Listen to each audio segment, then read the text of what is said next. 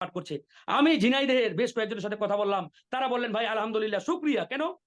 এই এমপি এতটাই ত্রাস ছিল, এতটাই মাফিয়া ছিল, তার এই ত্রাসের রাজত্বে আমরা ঘুমাতে পারি নাই, কেউ ঘুমাতে পারি নাই, কোনো মানুষকে সে ঘুমাতে দেয় নাই। বিশেষ করে যারা বিএনপি জামাত ইসলাম করে এই এলাকার একটা মানুষ রাতে বাড়িতে থাকতে পারে না। আরেকটি মর্মান্তিক ঘটনা, এটি আমি আজকে বলতেই হচ্ছে। সেখানে একজন ছোট্ট বালক, নাম তার সোহান। এই সোহান খুব সম্ভবত ইসলামী ছাত্র শিবিরের সাথে জড়িত ছিল কিংবা ভিন্ন রাজনীতি করত। এই সোহান 2016 সালে নিখোঁজ হয়।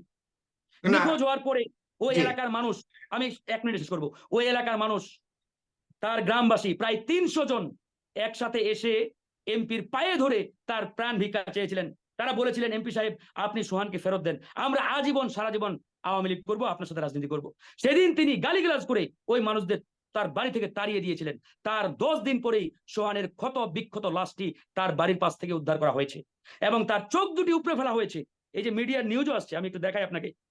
এই যে তার মায়ের আর্তনাদ, তার দোয়া, এগুলো আসলে বিফলে যাবে?